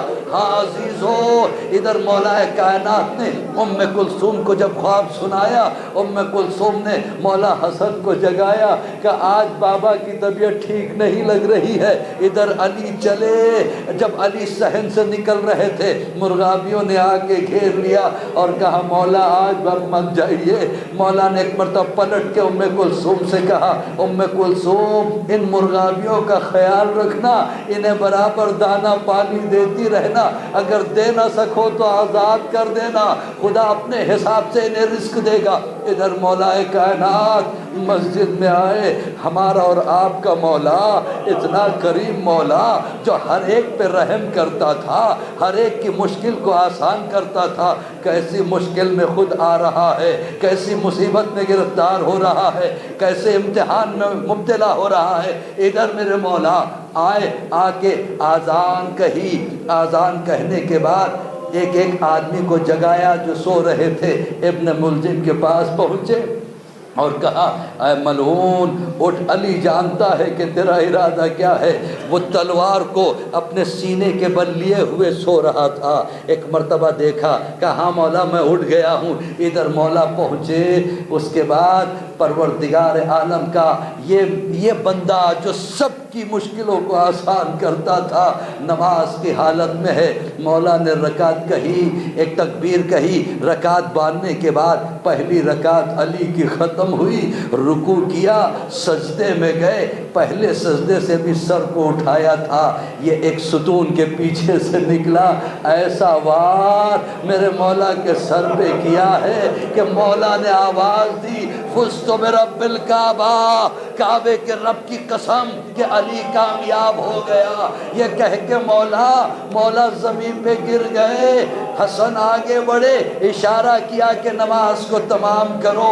ادھر نماز تمام ہونے لگی، لوگوں نے دوڑ کے جا کے ابن ملجم کو گرفتار کیا۔ جب گرفتار کر کے لائے، اس کے ہاتھ بندھے ہوئے تھے۔ علی نے غور سے دیکھا، کہا تم نے اس کے ہاتھ کیوں باندھے ہو؟ کہا مولا یہ آپ کا مجرم ہے۔ کہا دیکھو اس کے ماتھے سے خوف کا پسینہ آ رہا ہے۔ کسی نے مولا کے سامنے دودھ کو پیش کیا، کہا اسے پہلے پلا دو، یہ ڈر رہا ہے، کانپ رہا ہے۔ ابن ملجم رونے لگا، کہا روتا کیوں ہے؟ کہا مولا میں نے آپ پہ تلوار چلائی تھی، آپ مجھے دودھ پلا رہے ہو۔ کہا تجھ میں اور مجھ میں یہی فرق ہے۔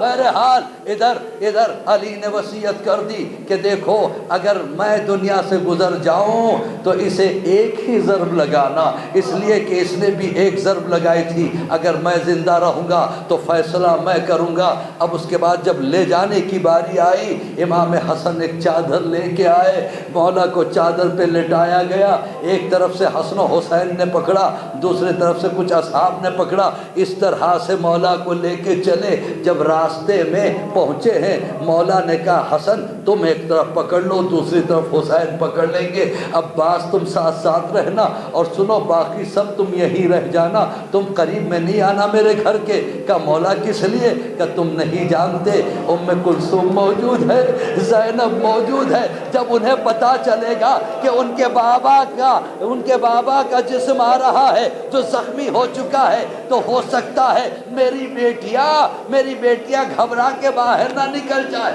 اگر باہر نہ بھی نکلے تو رونے کی آواز بلند ہوگی۔ میں نہیں چاہتا کہ کوئی نامحرم میری بیٹی زینب ام کلثوم کی آواز سنے۔ میں کہوں گا مولا ام کلثوم کی آواز کا نامحرم کا سننا آپ کو برداشت نہیں تھا، اے مولا بعد کربلا کوفہ کا بازار ہے، ام کلثوم خطبہ دے رہی ہے، شام کا بازار ہے، زینب خطبہ دے رہی ہے۔ اے مولا اپنی بیٹیوں کے پردے کا کتنا خیال تھا مولا، لیکن ہاں ان کی چادریں چھین لی گئی۔ ہاں وہ وقت آیا کہ علی ایک مرتبہ دوسرے دن سب کو بلاتے ہیں، آؤ میں وصیت کرنا چاہتا ہوں، بیٹا حسن میرے قریب آؤ، اپنا ہاتھ ادھر دو۔ امام حسن کا ہاتھ اپنے ہاتھ میں لیا، حسین کا ہاتھ حسن کے ہاتھ میں دیا۔ حسن اپنے چھوٹے بھائی کا خیال رکھنا، پھر زینب کا ہاتھ حسن کے ہاتھ میں دیا، زینب کا خیال رکھنا، ام کلثوم کا ہاتھ دیا، ان کا خیال رکھنا، سب کا ہاتھ حسن کے ہاتھ میں دیا، لیکن ایک ہاتھ کسی کے ہاتھ میں نہیں دیا۔ ام البنین آگے بڑھی، اے مولا ارے میرے بچے سے کوئی غلطی ہو گئی۔ ماشاءاللہ آپ کی آوازیں بلند ہے، اللہ آپ کو کسی کے غم میں نہ رلائے سوائے غم حسین کے۔ مولا کیا عباس سے کوئی غلطی ہو گئی؟ کہا کہ نہیں، کہ پھر عباس کا ہاتھ حسن کے ہاتھ میں کیوں نہیں دیا؟ تو ایک مرتبہ علی کہتے ہیں اے ام البنین اس لیے نہیں دیا کہ یہ سب بچے زہرا کے ہیں، عباس میرا بیٹا ہے۔ اب عباس کو بلا کے حسین کے ہاتھ میں دیا، پھر اس کے بعد کہتے ہیں حسین عباس کا خیال رکھنا، پھر عباس سے کہتے حسین کا خیال رکھنا۔ ایک روایت میں یہ بھی ملتا ہے ام کلثوم اور زینب کو قریب میں بلایا، عباس کے دونوں ہاتھ دونوں بیٹیوں کے سروں پر رکھا، عباس زینب اور ام کلثوم کے پردے سے خبردار۔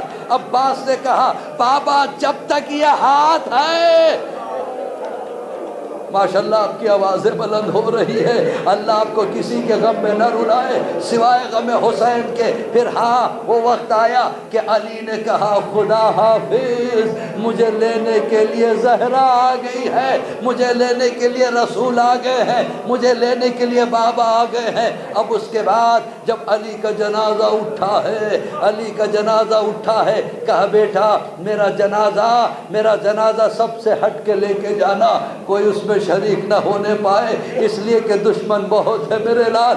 ایک طرف سے حسن و حسین تھامے تھے، دوسرے طرف جنازہ خود بخود اٹھ گیا تھا۔ ایک مرتبہ جب یہ آیا ہے جنازہ نجف میں جب پہنچا ہے تو امام حسن کہتے ہیں جب ہم وہاں پہنچے تو ہم نے وہاں قبر کھدی ہوئی دیکھی، اور اس قبر میں ایک پتھر رکھا تھا، اس میں لکھا ہوا ہے یہ قبر نوح نے اس شخص کے لیے بنائی ہے جس کا نام علی ہوگا۔ ایک مرتبہ حسن و حسین نے بابا کو دفن کیا، دفن کرنے کے بعد روتے ہوئے واپس آ رہے تھے، راستے میں ایک دردناک رونے کی آواز سنائی دی۔ حسن نے کہا حسین یہ کون رو رہا ہے، چلو دیکھتے ہیں۔ دیکھا کہ ایک جگہ ایک غار میں ایک نابینا آدمی جو بہت زیادہ بیمار ہے رو رہا ہے، اے میرے محسن تو کہاں ہے، اے میرے محسن تو کہاں ہے، اے میرے دوست تو کہاں ہے۔ ایک مرتبہ حسن قریب میں پہنچے، تو کس کو پکار رہا ہے؟ کہا میں نہیں جانتا کہ وہ کون۔ کہا کیوں تو کب سے بیمار ہے؟ کہا 1 سال سے میں یہاں پڑا ہوں۔ ایک جوان تھا جو روز آتا تھا، اب میرے سر کو اپنے گودی میں رکھ کے مجھے اس طرح سے کھلاتا تھا جیسے کوئی باپ اپنے بیٹے کو کھلاتا ہے۔ آج 3 دن ہو گئے وہ نہیں آیا۔ کہ تو نے نام نہیں پوچھا؟ کہ ایک دن میں نے نام پوچھا تھا، اس نے بتایا تجھے نام سے کیا لینا ہے، بھئی یہ سمجھ لے میں تیرا دوست ہوں۔ کہ اچھا تو نے شکل دیکھی؟ کہ میں اندھا ہوں، میں دیکھ نہیں سکتا، یہ سننا تھا۔ حسین رونے لگے۔ ایک مرتبہ حسن و حسین نے کہا تجھے نہیں پتا وہ ہمارا بابا تھا، اسے ایسے تلوار سے یعنی حملہ کیا گیا جس میں زہر تھا، ایسا کاری زہر کہ جو پورے کوفے کے لیے کافی ہو۔ ایک مرتبہ اس نابینا نے کہا جہاں اتنا کر دیا ایک احسان اور کر دیجئے۔ کہ وہ کیا ہے؟ مجھے اس کی قبر پہ لے جانا، جب وہ نہیں تو میں رہ کے کیا کروں گا۔ مولا کی قبر پہ لانے کے بعد اپنے آپ کو قبر پہ گرایا اور کہنے لگا اے مولا آپ کے جانے کے بعد مجھے دنیا میں نہیں رہنا ہے، پروردگار تجھے میرے محسن علی کی قسم ہے میری روح کو قبض کر لے۔ ایک مرتبہ روح قبض ہو گئی، حسن و حسین واپس آ رہے تھے۔ ایک مرتبہ حسین نے آگے بڑھ کے کہا بھیا جلدی چلو، ہو سکتا ہے زینب و ام کلثوم پریشان ہو، وہ رو رہی ہوں گی۔ میں کہوں گا مولا زینب و ام کلثوم کی پریشانی کا کتنا خیال، ہاں اس لیے ہے نا کہ یہ بیٹیاں ہے، اے مولا آپ کے بعد بھی ایک ایسی بیٹی ہوگی جو یا حسین کہے گی، کوئی تماچے مارے گا، کوئی تازیانے مارے گا۔ الا لعنۃ اللہ علی قوم الظالمین وسيعلم الذين تکرار انا للہ وانا الیہ راجعون۔ اللہم بحق محمد وانت المحمود، بحق علی وانت العلا، بحق فاطمة انت فاطر السماوات والارض، بحق الحسن وانت المحسن، بحق الحسین انت قدیم الاحسان، واستجب دعائی واقض حاجاتی برحمتک یا ارحم الراحمین۔ پروردگار اس قلیل عزاداری کو قبولیت کا درجہ عطا فرما، معبود جو بیمار ہیں انہیں شفاء کلی عطا فرما۔ پروردگار جتنے یہاں موجود ہیں سب کے گناہان کبیرہ و صغیرہ کو معاف فرما دے، اور جو کسی مجبوری کی وجہ سے حاضر نہیں ہوئے پروردگار انہیں توفیق عطا فرما کہ مجلس حسین میں تشریف لائیں۔ پروردگار امام کے ظہور میں تعجیل عطا فرما، ہم سب کو امام کے چاہنے والوں میں شمار فرما۔ نوح اگر زمیں ہے خون رو رہا ہے آسماں، مسند عذاب بچھی ہوئی ہے برسر جنا، داستان پنجتن پہ رو رہے ہیں دو جہاں، کانپتی ہے یہ صدائے سن کے قبر مصطفیٰ، یا علی او یا علی او یا علی او مرتضیٰ، یا علی او یا علی او یا علی او مرتضیٰ۔ آسماں سے دے رہا ہے ایک منادی صدا، یا علی او یا علی او یا علی او مرتضیٰ، یا علی او یا علی او یا علی او مرتضیٰ۔ بعد پیمبر وہ ظلم ہوا، آل نبی کا کوئی نہ رہا، رسی سے حیدر کا باندھا گلا، پہلو زہرا بھی توڑا گیا، روتی تھی بنت نبی یعنی ہمراز علی، روتی تھی بنت نبی یعنی ہمراز علی، ہائے یہ زمانہ ہم سے کتنی جلدی پھر گیا، یا علی او یا علی او یا علی او مرتضیٰ، یا علی او یا علی او یا علی او مرتضیٰ۔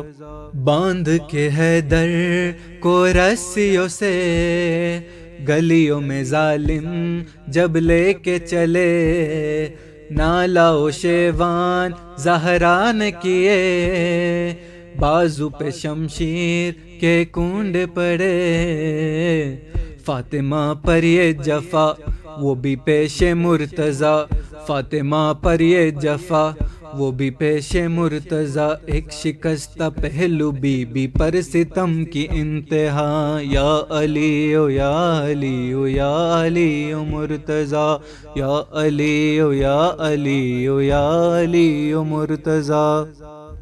دل میں لیے غم زہرا مر گئی، کھانا حیدر سونا کر گئی، فاطمہ پیشے پیغمبر گئی، پہلو شکستہ ہی لے کر گئی، ہو گئے تنہا علی دیکھ لیجیے یا نبی، ہو گئے تنہا علی دیکھ لیجیے یا نبی، درد دل بیاں کرے گا کس سے شاہ لافتہ، یا علی او یا علی او یا علی او مرتضیٰ، یا علی او یا علی او یا علی او مرتضیٰ۔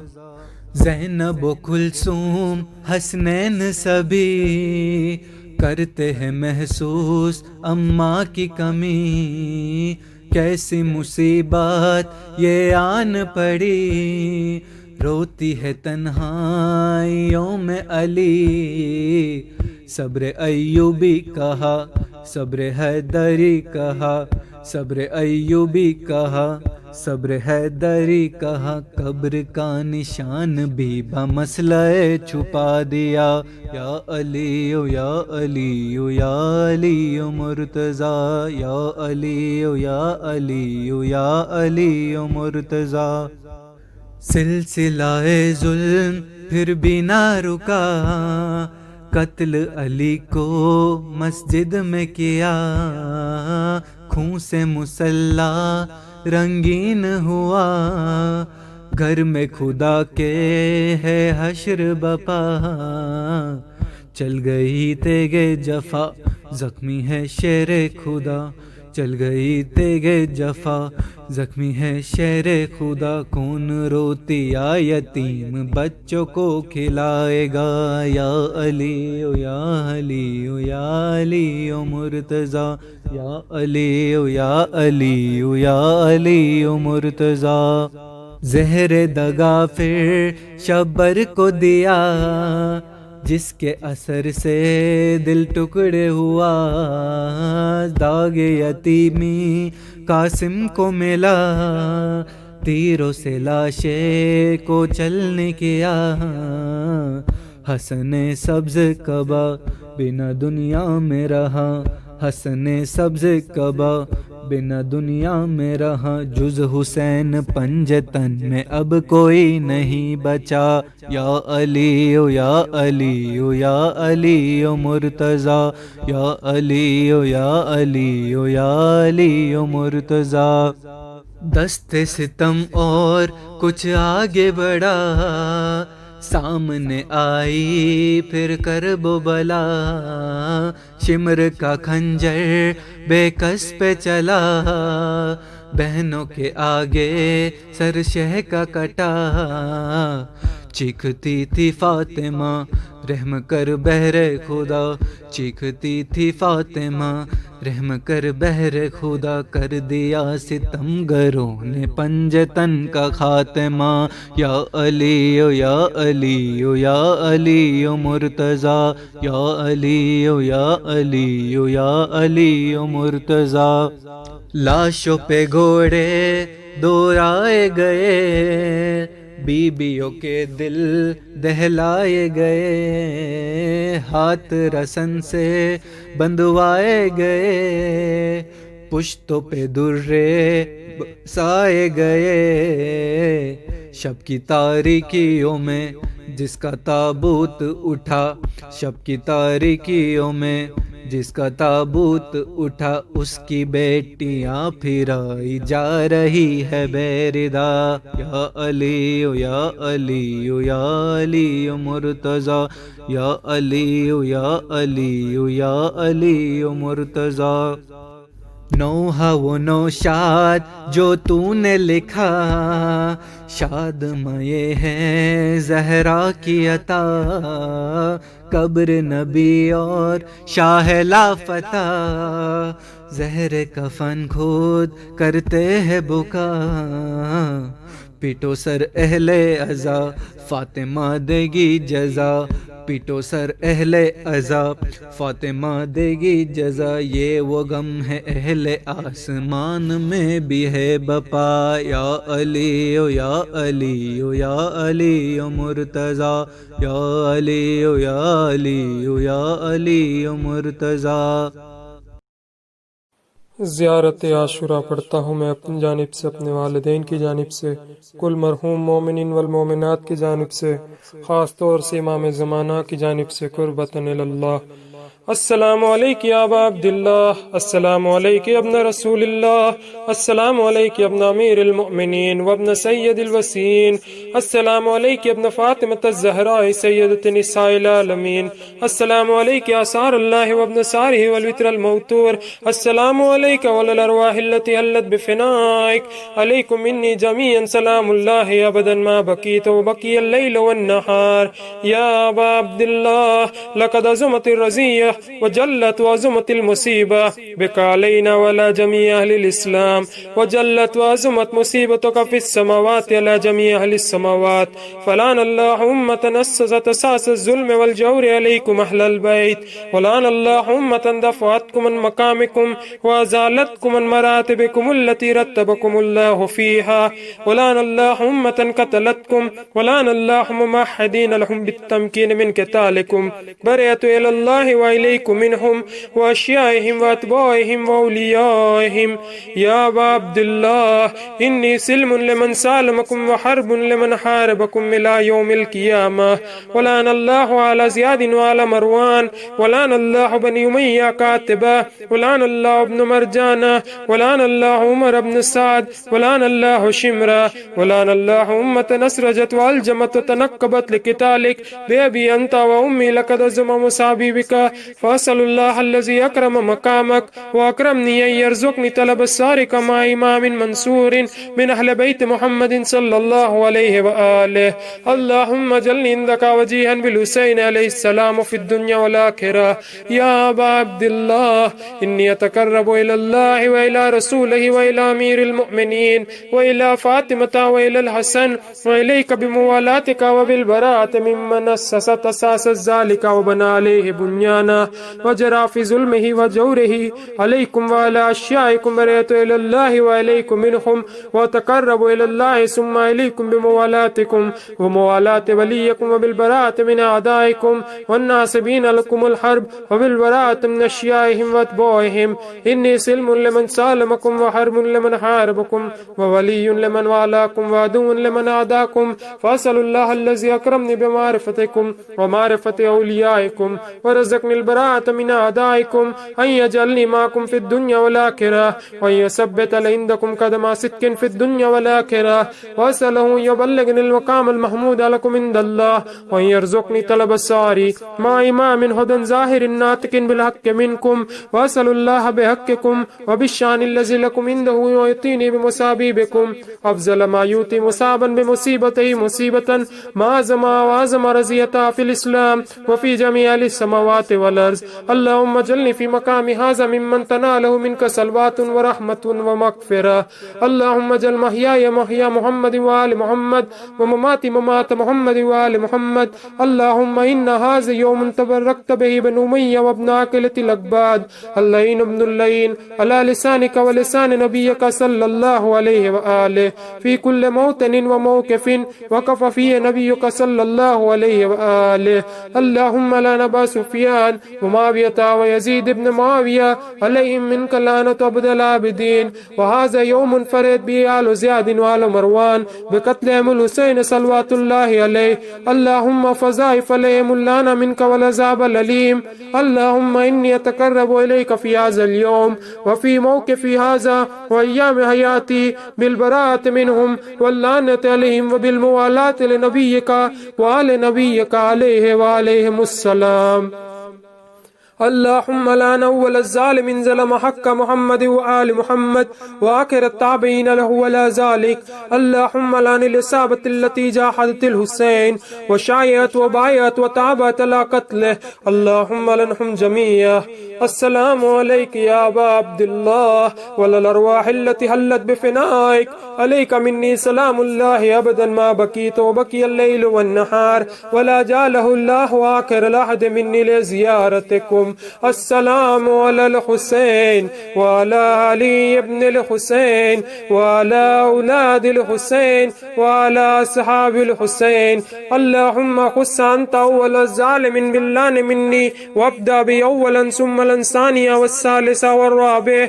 اللهم لعن يزيد خامسا ولعن عبيد الله بن زياد وابن مرجان وعمر بن سعد وشمرا وعلى أبي سفيان وعلى زياد وعلى مروان إلى يوم القيامة سجدے میں جائے اللهم لك الحمد حمد الشاكرين لك على مصابهم الحمد لله على عظيم رزيتي اللهم ارزقني شفاعة الحسين يوم الورود وثبت لي قدم صدق عندك مع الحسين وأصحاب الحسين الذين بذلوا مهجهم دون الحسين عليه السلام اللهم صل على محمد وآل محمد وعجل فرجه